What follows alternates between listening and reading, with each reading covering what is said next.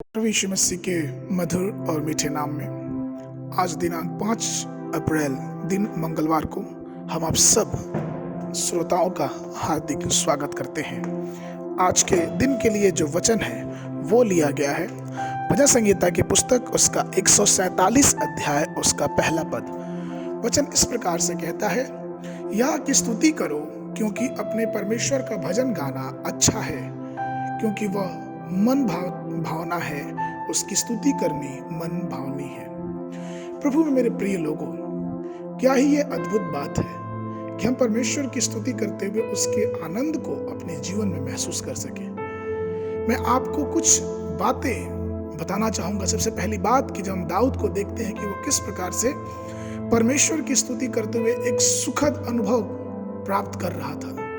आपको पता है कि जब दाऊद संदूक को लेके अपने नगर को जा रहा था तो उसने अपनी सारी शक्ति से परमेश्वर की आराधना, परमेश्वर की स्तुति करने में इतना मगन हो गया, वो नाचता गाता हुआ मगन हो गया, और यहाँ तक कि उसको ध्यान नहीं था कि उसके वस्त्र उसके शरीर पे नहीं रहे। इस चीज को उसकी पत्नी ने देखा और उसकी पत्नी ने इस खुशी को अस्वीकार किया कि ये किस प्रकार से राजा है कि वो ऐसे ही नग्न अवस्था में नाचा जा रहा है। वो भूल चुकी थी कि दाऊद जो था वो परमेश्वर की आराधना स्तुति करने में इतना मगन हो गया था कि उसको किसी चीज की सुधि नहीं थी। कहने का तात्पर्य यह है प्रियो कि जब हम परमेश्वर की स्तुति आराधना में अपने जीवन को डाल देते हैं तो हम उस परमेश्वर की अद्भुत आशीषों को जो हमारे जीवन में वो देता है उसको हम गिन नहीं सकते।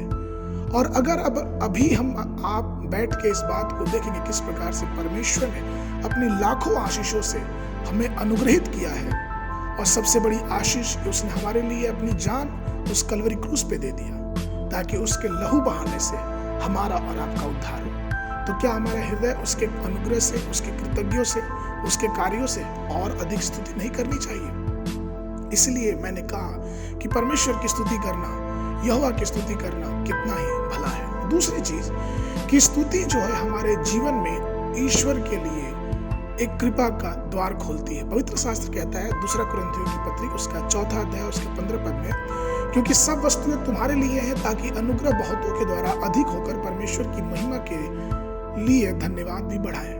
अर्थात जब हम परमेश्वर को धन्यवाद देते हैं तो वो धन्यवाद ही हमारे जीवन में मसीह का अनुग्रह और भी बढ़ाता है, परमेश्वर की कृपा और भी बढ़ाता है, परमेश्वर का प्रेम, उसके वादे हमारे जीवन में और बढ़ाता है। क्यों? क्योंकि बिलाप गीत की पुस्तक उसका 3 अध्याय और उसका 22 पद कहता है, हम मिट नहीं गए, यह यहोवा की महाकरुणा का फल है, क्योंकि उसकी दया अमर है। तीसरी वस्तु कि जब स्तुति करते हैं तो यह अद्भुत सुरक्षा प्रदान करता है।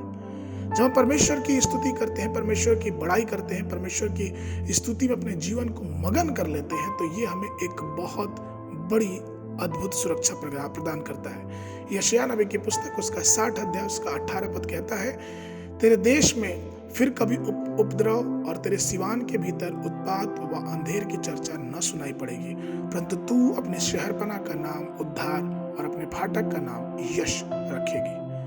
कितनी बड़ी बात है कि जब परमेश्वर की स्तुति या परमेश्वर की आराधना उसके नाम के लिए पुकारते हैं तो हमें सुरक्षा प्रदान करता है। क्या हम और आप परमेश्वर की स्तुति करके परमेश्वर के जो सर्वशक्तिमान है, क्या हम उसके पंखों के नीचे आना चाहेंगे?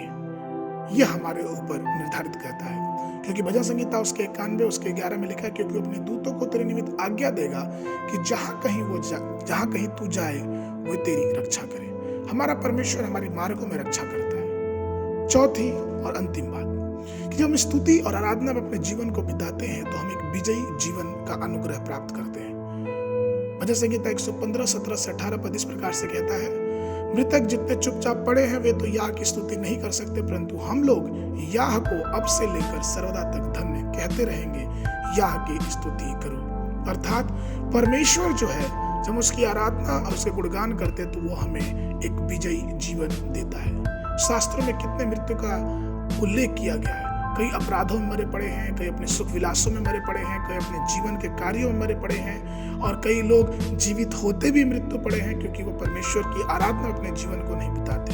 लेकिन परमेश्वर के लोग आज परमेश्वर की आवाज हमारे जीवन में पहुंच रही है कि परमेश्वर की स्तुति, परमेश्वर की आराधना करना बहुत ही सुखद है। इसलिए आइए इससे हम दूर ना जाएं, लेकिन परमेश्वर से आराधना में लगे रहें, क्योंकि वो छुटकारे का एक माध्यम है। आज के बनने के लिए जो पद है वो लिया गया है यशायाह नबी की पुस्तक उसका 61 अध्याय उसका 3 पद।